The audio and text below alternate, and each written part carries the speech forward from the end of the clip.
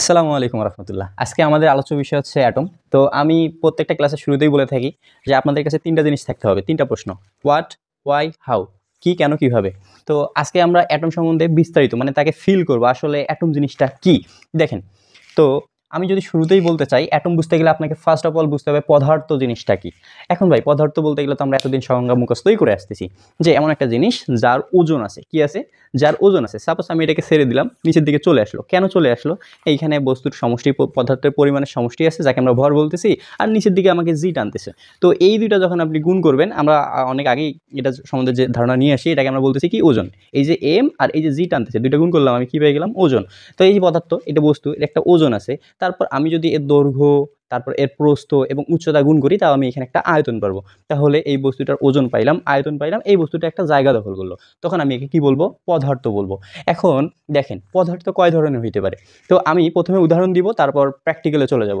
আমি আপনাকে ধরেন এখান থেকে একটা যদি ইটের খণ্ড খুলে নিই, মনে করেন এটা আমাদের একটা ইটের দণ্ড বা একটা ইট ধরতে পারেন। আর এই দিকে মনে করেন আমি আপনাকে একটা বয়মে ঝালমুড়ি দিলাম, মনে করেন এটা ঝালমুড়ি আর এটা ইট। তো আমি যদি প্রশ্ন করি আপনি ইট ভাঙলে কি পাবেন? সাপোজ এটা ইট, আপনি যদি ইটটাকে ভাঙেন তাহলে এইখানে একটা ইট পাবেন, এইখানে একটা ইট পাবেন, তাই না?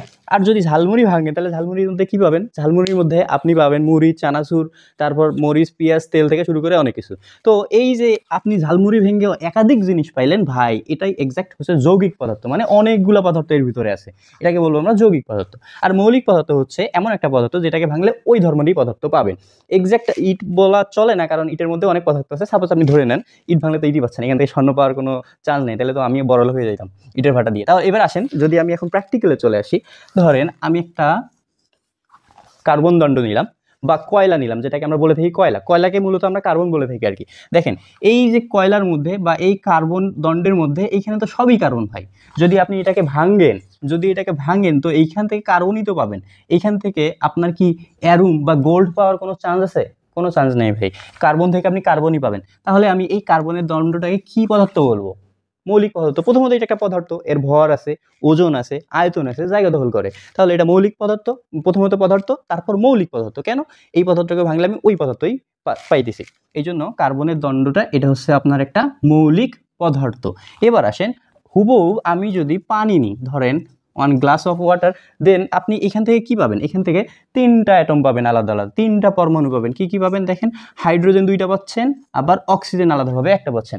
তাহলে একটু আপনার উদাহরণ আর প্র্যাকটিক্যাল একসাথে করেন। এই যে ইটের উদাহরণের সাথে আপনার কার্বনের উদাহরণ যাচ্ছে, যে ইট ভাঙলে ইট পাচ্ছেন, কার্বন ভাঙলে কার্বন পাচ্ছেন। তাহলে এইটা হচ্ছে ভাই আপনার মৌলিক পদার্থ।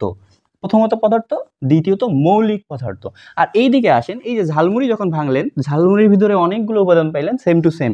পানি যখন ভাঙলেন, পানির মধ্যে অনেকগুলা ভিন্ন ভিন্ন ধর্মের পদার্থ বা পরমাণু পাইলেন। এই জন্য আমরা একে বলতেছি যৌগিক পদার্থ। তো আশা করি পদার্থ কি জিনিস শেষ, মৌলিক পদার্থ কি জিনিস উদাহরণ এবং প্র্যাকটিক্যাল শেষ, যৌগিক পদার্থ উদাহরণ প্র্যাকটিক্যাল শেষ। এবার আসেন মূল জিনিস, আমাদের যেটা টার্গেট, যে অ্যাটম। অ্যাটম জিনিসটা কি এটা আমরা বুঝবো। তো আসেন অ্যাটম জিনিসটা কি দেখি। আশা করি বুঝতে পারছেন যে পদার্থ, মৌলিক পদার্থ, এই জিনিসগুলো আসলে কি।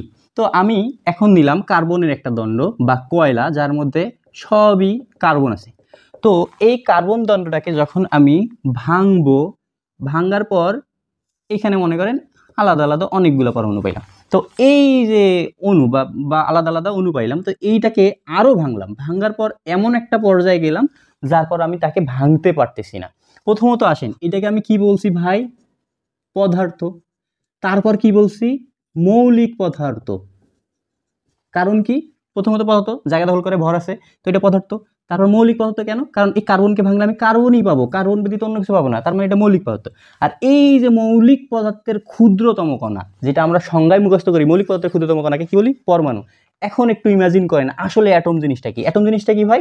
প্রথমে আপনাকে পদার্থ নিতে হবে, আর পদার্থটা হইতে হবে মৌলিক পদার্থ। আর এই যে মৌলিক পদার্থটাকে ভাঙতে ভাঙতে ভাঙতে এমন একটা ক্ষুদ্র পর্যায়ে যাবেন আর ভাঙতে পারতেছেন না, দেন আপনি তাকে বলবেন কি? পরমাণু বা মৌলিক পদার্থের ক্ষুদ্রতম কণা, যাকে পরমাণু বলে। তো আশা করি এখন আপনি ফিল করতে পারতেছেন যে পরমাণু জিনিসটা কি। তো এই পর্যায়ে আমাদের আলোচনা হবে পরমাণুর পরিচয়। অলরেডি কিন্তু আমাদের 3টা জিনিস শেষ: পদার্থ শেষ, মৌলিক পদার্থ শেষ, যৌগিক পদার্থ শেষ, এবং মৌলিক পদার্থ থেকে যে পরমাণুটা আসে সেটা আমরা এক্সপ্লেইন করলাম। এখন বলবেন যে ভাইয়া মৌল কি? এখন মৌল আর পরমাণু আলোচনা করতে গেলে আমাদের আরও একটা আলাদা ক্লাস দরকার হবে, যেটাতে আমি বিস্তারিত আলোচনা করব। যাদের আগ্রহ আছে তারা জানতে পারবেন মৌল আর পরমাণুর মধ্যে পার্থক্যটা জিনিসটা কি।